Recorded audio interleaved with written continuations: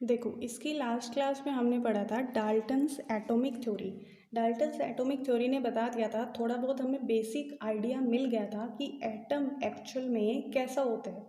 ठीक है, अभी तक हम समझ चुके हैं कि एटम्स किस टाइप का होता है। एटम्स जैसे आयरन का कोई क्यूब है, उसके एटम्स कैसे रहे होंगे। Matter consist of individual atoms. Matter में अलग अलग एटम्स होते हैं जो जुड़े हुए होते हैं। ठीक है, जो जुड़े हुए होते हैं आपस में, जो पूरा का पूरा जो है वो बना रहे होते हैं, मैटर को बना रहे होते हैं।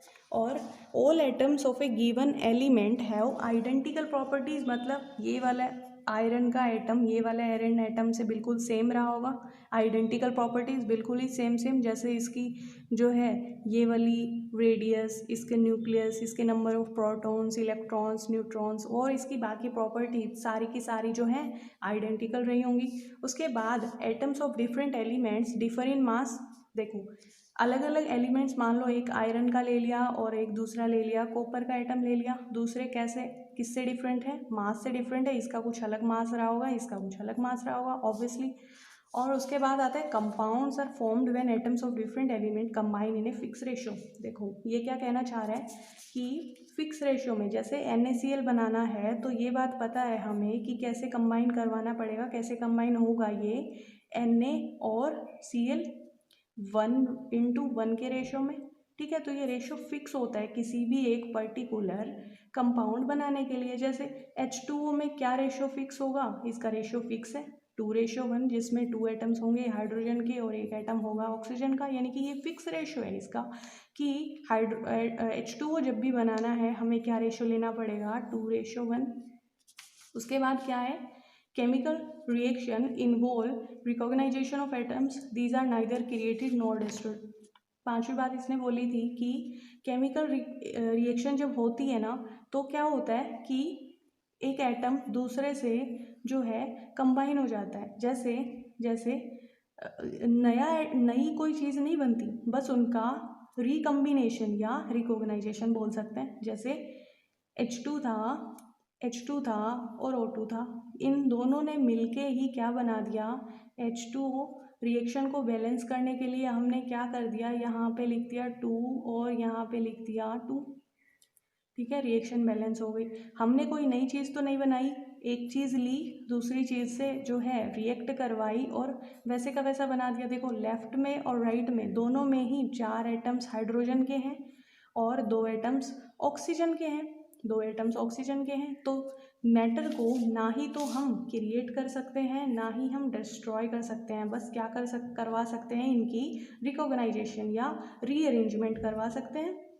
और ये डाल्टन्स की जो एटॉमिक थ्योरी थी, इसने ये तो बता दिया कि एटम्स इस तरीके से कंबाइन होते हैं। ठीक है, ये तो बता दिया कि एटम्स कंबाइन होते हैं, लेकिन ये नहीं बताया कि इनके पीछे रीज़न क्या है, एटम्स क्यों कंबाइन होते हैं एक दूसरे में, क्यों वो पहले के जैसे ही नहीं रहते, क्यों वो कंपाउंड्स बने हुए रहते हैं पहले से ही। ठीक है, ये उसने नहीं बताई थी ये बात। फिर और साइंटिस्ट आए, उन्होंने और अपने अपने जो है मॉडल्स रखे, अपनी अपनी थ्योरीज रखी और बाद में उन्होंने एक्सप्लेन किया कि क्यों एटम्स कंबाइन होते हैं। बाद में ऑक्टेट रूल आया जिससे ये पता चला कि स्टेबिलिटी के कारण एटम्स ऐसा करते हैं। उसके बाद क्या पढ़ना है, उसके बाद हमें पढ़ना है एटॉमिक मास और मॉलिक्यूलर मास पढ़ना है। देखो, एटम के बारे में अभी तक हमें क्या बातें पता चली है, एटम्स होता है कुछ ऐसा कि उसके न्यूक्लियस में बिल्कुल क्लोजली चीज़ें रहती हैं। क्या क्या चीज़ें रहती हैं, प्लस चार्ज यानी कि प्रोटॉन, और बिना चार्ज के न्यूट्रॉन्स। ये क्या है, न्यूक्लियस, जो कि बहुत हैवी माना जाता है। फिर उसके बाद होती हैं इसकी शेल्स।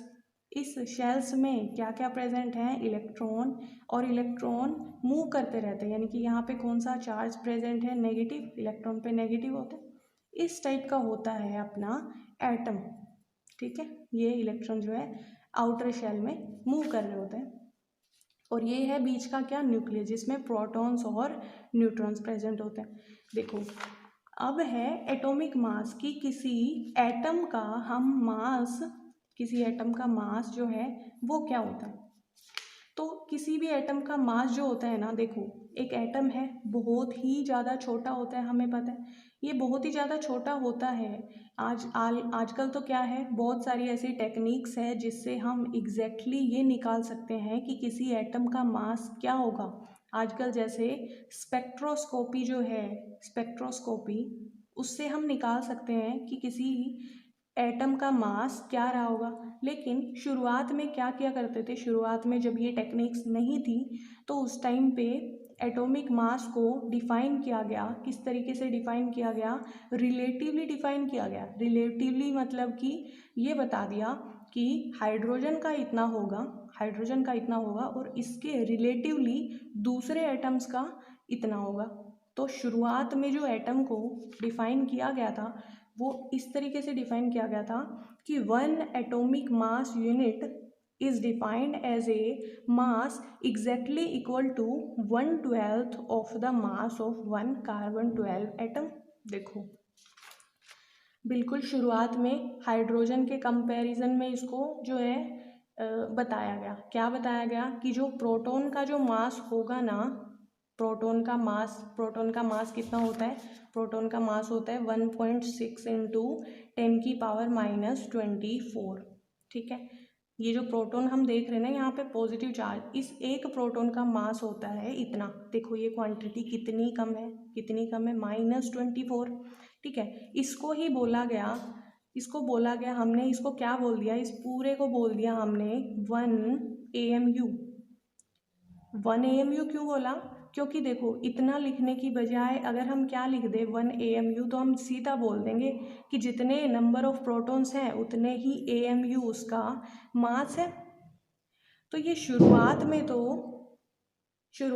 तो इनको डिफाइन किया गया था हाइड्रोजन के उस पर, ठीक है, इस पे, लेकिन बाद में इसको डिफाइन किया गया, आजकल इसको डिफाइन किया जाता है कार्बन 12 जो होता है ना, कार्बन C12 आइसोटोप होता है उसके उसके जो है रिलेटिवली इसको डिफाइन किया गया। इसको क्या डिफाइन किया गया है कि जो इसका मास होगा ना, इसका मास जो होगा C12 एटम का जो मास होगा, C12 एटम का मास उसका 1/12 कर दें हम तो वो क्या मास होता है 1 AMU के बराबर। ठीक है, ये इसका मतलब है। तो 1 AMU 1 एटॉमिक मास यूनिट, ये जो 1 एटॉमिक मास यूनिट है ना, ये एटॉमिक मास निकालने के लिए है। जैसे स्पीड की यूनिट क्या होती है, मीटर पर सेकेंड। ठीक है, इस तरीके से लेंथ की जो है मीटर होती है। तो इस तरीके से ये एटॉमिक मास को हम किस में निकालते हैं, AMU में निकालते हैं, AMU एटॉमिक मास यूनिट। और जो होती क्या है, पहले तो डिफाइन किया गया था कि ये किसके इक्वल होती है, एक प्रोटॉन के मास के इक्वल। बाद में क्या इसको बोला गया कि ये 1/12 होती है किसके मास के इक्वल, कार्बन 12 एटम। तो ये होता है 1 AMU, जिसकी वैल्यू क्या होती है, एक प्रोटॉन के मास के इक्वल ही होती है। क्या वैल्यू होती है, 1.6 इंटू 10⁻24। ठीक है, ये इसके मास को 1 AMU क्यों बोला गया, क्योंकि ये क्वांटिटी बहुत ही ज़्यादा छोटी थी। इससे अच्छा तो हम इसको क्या बोल दें, 1 AMU लिख दें इसके इक्वल टू। और अगर मान लो किसी एटम में 12 प्रोटॉन्स हैं तो हम क्या बोल देंगे कि उसमें 12 AMU उसका मास है। ठीक है, इसलिए इसको क्या लिखा गया, कैलकुलेशंस आसान करने के लिए 1 AMU को लिखा गया एक प्रोटॉन के मास के इक्वल, जो होता है 1.6 इंटू 10⁻24। अब देखो किसी भी एटम, मान लो कि आपके सामने कोई एटम है, उसका ये दो चीज़ें लिखी हुई है, मान लो X एटम है, उसका A लिखा हुआ है और Z लिखा हुआ है। जैसे जैसे नाइट्रोजन ले लिया, नाइट्रोजन का एटॉमिक नंबर 11 होता है और मास नंबर 23 होता है। ठीक है, A क्या है, मास नंबर जो ऊपर लिखा जाता है। तो इस नाइट्रोजन का मास नंबर कितना हो गया, 23, और इसकी Z वैल्यू यानी कि एटॉमिक नंबर कितना हो गया, 11। अब देखो मास नंबर जो होता है ना, वो किससे बताते हैं, मास किससे बताते हैं, number of proton plus number of neutron. Mass number जो होता है वो किसके इक्वल होता है, नंबर ऑफ प्रोटॉन्स के इक्वल और नंबर ऑफ न्यूट्रॉन्स के इक्वल। और जो जेड होता है ना वो होते हैं नंबर ऑफ प्रोटॉन्स, या नंबर ऑफ प्रोटॉन्स के equal he number of electrons होते हैं। तो या तो हम बोल देंगे कि नंबर ऑफ प्रोटॉन के इक्वल होती है जेड वैल्यू, या फिर नंबर ऑफ इलेक्ट्रॉन की इक्वल होती है जेड वैल्यू। देखो इस तरीके का स्ट्रक्चर होता है ना। तो इसमें जो है मास तो किससे बताते हैं, मास तो मेनली देखो इलेक्ट्रॉन एक तो पहले ही नेगेटिव चार्ज है, ऊपर से इतना छोटा सा है, तो इसका जो मास लेके चलते हैं ना वो नेग्लेक्ट कर देते हैं, हम नेग्लेक्ट कर देते हैं, नेग्लेक्जिबल होता है। तो इस एटम में, पूरे एटम में मास किस किस के कारण है, इलेक्ट्रॉन के कारण, प्रोटॉन के कारण और न्यूट्रॉन के कारण। तो इसका तो हो गया नेग्लेक्जिबल, ना के बराबर। और किस किस का बच गया, प्रोटॉन का और न्यूट्रॉन का। तो मास नंबर किससे बताते हैं हम, नंबर ऑफ प्रोटॉन से और न्यूट्रॉन से। और इसका जो जेड होता है, जेड वैल्यू क्या बताते हैं हम, एटॉमिक नंबर, एटॉमिक नंबर बताते हैं नंबर ऑफ प्रोटॉन से। नंबर ऑफ प्रोटॉन्स कितने हैं उससे बताते हैं हम क्या, जेड वैल्यू। अब देखो अगर ए है number of proton plus neutron और जेड है नंबर ऑफ प्रोटॉन, तो क्या हम नंबर ऑफ न्यूट्रॉन निकाल सकते हैं, निकाल लेंगे। ये निकालना है हमें, इसमें से ये माइनस कर देंगे, ए में से जेड माइनस कर दिया तो 12 इसमें क्या है, नंबर ऑफ न्यूट्रॉन्स है।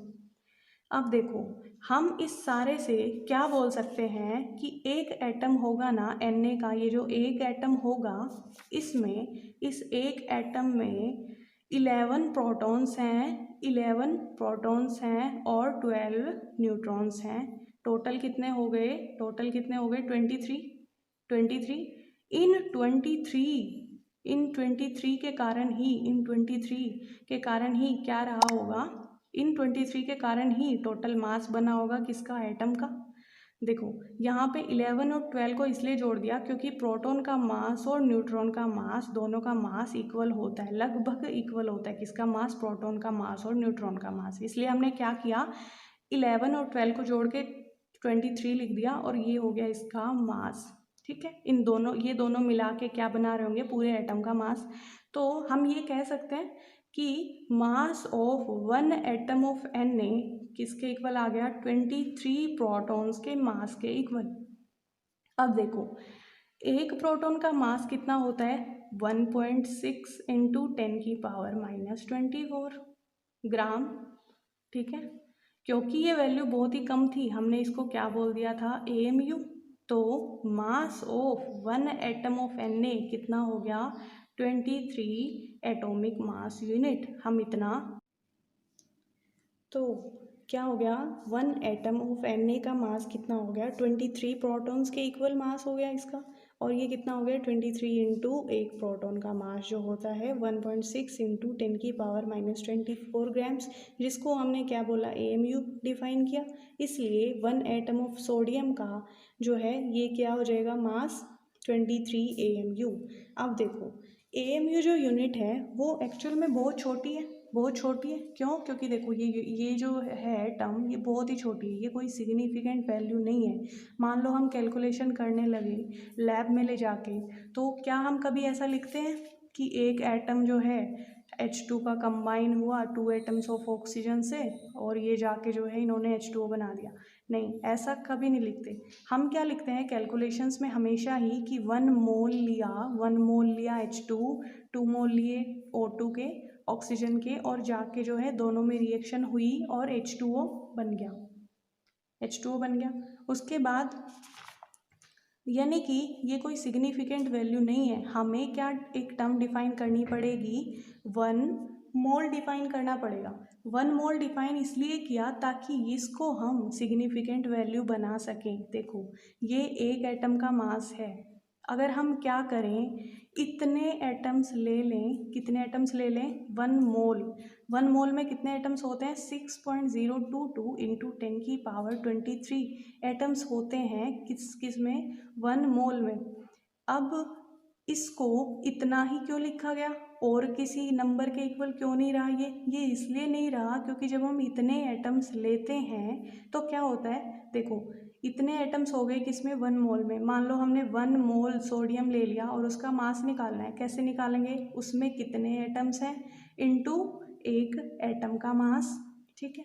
तो इतने एटम्स, अब अगर हम मास निकालने चलें किसका, 1 मोल Na का, 1 मोल Na का मास निकालने चले तो 1 मोल Na में इतने एटम्स होते हैं, इतने एटम्स इंटू एक एटम का मास तो हम निकाल ही चुके हैं ऊपर, कितना होता है 23 इंटू दिस वैल्यू, तो ये वैल्यू आ गई। अब देखो ये दोनों आपस में एक दूसरे को कैंसिल कर देते हैं, क्योंकि कैलकुलेटर में अगर आप डिवाइड करके देखोगे 6.022 इंटू 10⁻23 को, तो ये किसके इक्वल आती है इसकी वैल्यू, अगर हम 1/1.6 इंटू 10⁻24 कर दें, ये वैल्यू आती है इसके इक्वल।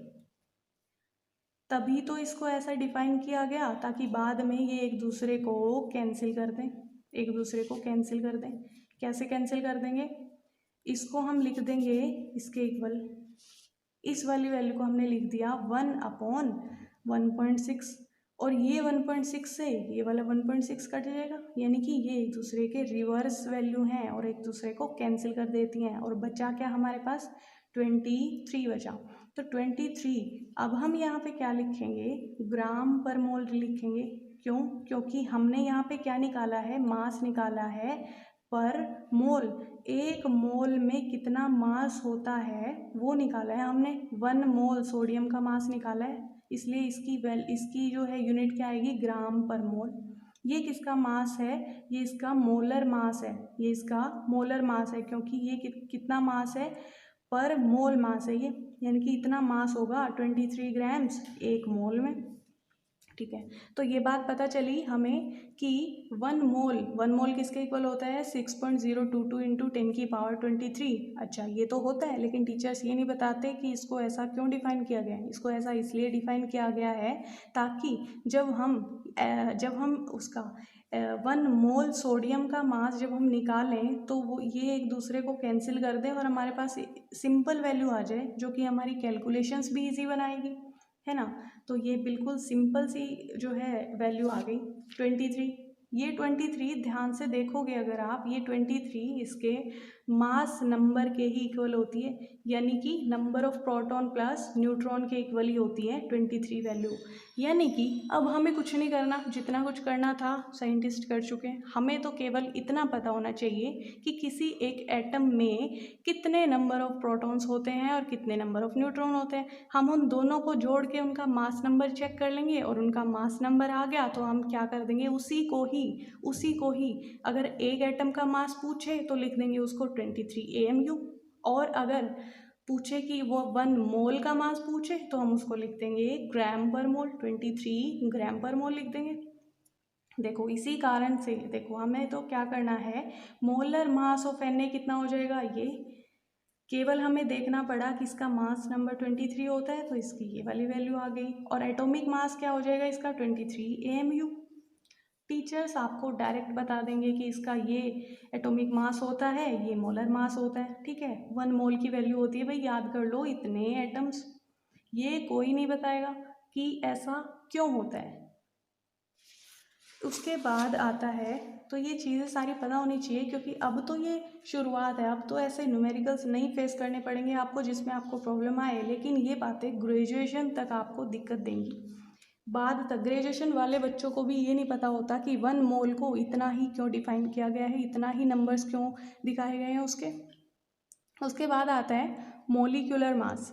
मोलिक्यूलर मास क्या होता है, हम क्या निकाल लें कि उस मोलिक्यूल में कितने नंबर ऑफ प्रोटॉन्स और कितने नंबर ऑफ न्यूट्रॉन्स हैं, तो उनको जोड़ के हम उनका मास नंबर देख लेंगे। मास नंबर देख के हम डायरेक्ट उनका मोलर मास लिख देंगे। जैसे CO2 का मास नंबर क्या होगा, कार्बन का मास नंबर होता है 12, ऑक्सीजन का 16 होता है, CO2 है तो 16 इंटू 2 हो गया, कितना हो गया इसका मास नंबर 44 हो गया।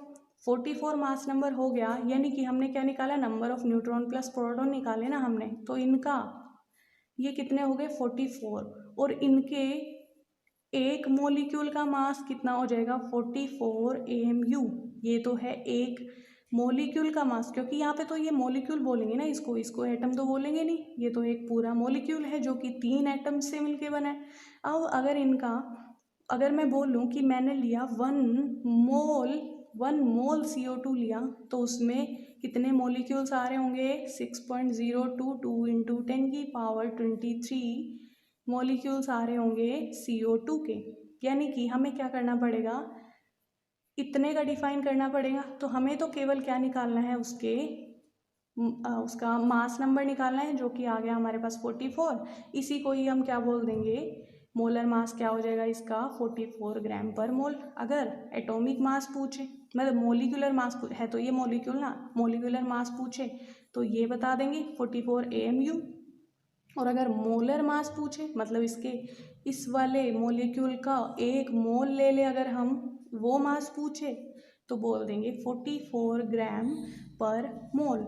ये होता है मोल का चक्कर, जिससे हम जो है किसी मोलिक्यूल का मास भी निकाल सकते हैं। कोई एटम दिया हुआ हो, जैसे सोडियम का एटम था लास्ट वाले केस में, जिसका जो है 23 AMU आ रहा था एटॉमिक मास, तो ये हो जाएगा ऐसे, ये भी निकाल सकते हैं। और इस तरीके के कोई मॉलिक्यूल्स हैं, जैसे CO2 H2O का भी निकाल लेंगे, H2 का और O का नंबर ऑफ प्रोटॉन्स और न्यूट्रॉन्स निकाल लेंगे डायरेक्ट, फिर उनको लिख देंगे, जो भी आएगा उनके यूनिट लिख देंगे ग्राम पर मोल। वो उसका 1 मोल लेने पे जो मास आएगा वो होगा। उसके बाद बारी आती है एवरेज एटॉमिक मास की। ये क्या चीज़ होती है? देखो, कहीं कहीं पे पीरियोडिक टेबल में जो आपका ये जो ऊपर लिखा हुआ होता है ना, ये वाला नंबर, ये पॉइंट्स में लिखा होता है। अब उन पॉइंट्स का क्या मतलब है? क्योंकि देखो, सोच के देखो, वो पॉइंट्स में क्यों लिखे होते हैं? जैसे क्लोरीन के ऊपर लिखा होता है, 35.5 इसका मास नंबर है। ये कैसे निकाल दिया भाई इन्होंने? क्योंकि हमने तो इतना पढ़ा है कि ये प्रोटॉन के मास से ही निकालते हैं, जितने प्रोटॉन होते हैं उतना ही ये मास आता है। तो क्या आधा प्रोटॉन पॉसिबल है? तो ये इन्होंने कैसे निकाल दिया? ये ऐसे होता है, इसकी मास ऐसे निकालते हैं कि जितने भी क्लोरीन के आइसोटोप्स होंगे ना, उनका एवरेज मास निकालते हैं, और तब जाके ये वैल्यू आई होगी। और इसलिए इसको हमने 35.5 लिखा, क्योंकि आधा प्रोटॉन तो पॉसिबल नहीं है, ये किसी और तरीके से इन्होंने लिखा है। वो रीज़न क्या है क्यों इन्होंने लिखा? क्योंकि देखो, जैसे हम क्लोरीन के ऊपर लिखा होता है 35.5, ठीक है, लेकिन ऐसा तो पॉसिबल नहीं है, क्योंकि हाफ प्रोटॉन तो पॉसिबल हो ही नहीं सकता। इसका आंसर क्या है? In nature they are present 2 isotope of chlorine. Chlorine के नेचर में 2 आइसोटॉप्स प्रेजेंट हैं, क्लोरीन 35 और क्लोरीन 37। ये 2 आइसोटॉप्स प्रेजेंट है। एंड देयर नेचुरल अबेंडेंस, मतलब नेचुरली वो कितना कितना प्रेजेंट है? ये 35 वाला 75% प्रेजेंट है, और 37 वाला 25% प्रेजेंट है नेचर में, ठीक है। नेचुरली जो चीज़ ज़्यादा पाई जाती है उसका ये परसेंटेज है क्लोरीन का, और नेचुरली जो ये कम पाया जाता है इसका ये है। अब मतलब क्या है? मास नंबर ऑफ क्लोरीन ऐसे कैलकुलेट किया गया होगा कि 75% Cl35 वाला, यानी कि 75% ऑफ 35 एंड 25% ऑफ 37, क्योंकि ये वाली वैल्यू जो ऊपर लिखी हुई है यही हमारा मास नंबर होता है। तो इन्हीं का ही हमें मीन निकालना है, एवरेज निकालना है। तो वो कैसे निकालेंगे कि ये नेचुरली कितना प्रेजेंट है इनटू में 35, ये नेचुरली कितना प्रेजेंट है इनटू 37, और इनका परसेंटेज निकाल के आता है 35.5। इसलिए हमें बुक्स में क्या मिलता है? Cl35.5, ठीक है। इसलिए हमें बुक्स में ऐसा लिखा हुआ मिलता है। या फिर फॉर्मूला क्या हो जाएगा इसका? फॉर्मूला क्या हो जाएगा? नेचुरल अबेंडेंस, नेचुरली वो कितना प्रेजेंट है वो, इनटू जितने आइसोटोप्स होंगे, मान लो कोई ए आइसोटोप है, प्लस क्या कर देंगे? नेचुरल अबेंडेंस ऑफ बी, कोई दूसरा आइसोटोप प्रेजेंट है, या फिर किसी के मान लो 3-4 आइसोटोप्स प्रेजेंट है, तो ऐसे ही लिखते जाएंगे। नेचुरल अबेंडेंस वो नेचुरली कितना प्रेजेंट है इनटू में वो आइसोटोप, सबको डिवाइड कर देंगे 100 से उनका एवरेज निकालने के लिए। यानी कि ये फॉर्मूला हो गया मोलर मास निकालने का, किसी भी एवरेज निकालने का। कोई एक से ज़्यादा फॉर्म्स में प्रेजेंट है तो नेचुरली, जैसे क्लोरीन 2 आइसोटॉप्स में था नेचुरली, तो इसका निकाल दिया हमने, 2 का मीन निकाल दिया मतलब एवरेज निकाल लिया तो ये आया। ये तरीका होता है किसी का भी एटॉमिक मास निकालने का। ठीक है, अभी के लिए इतना ही काफ़ी है। That's it. Press the bell icon on the YouTube app and never miss another update.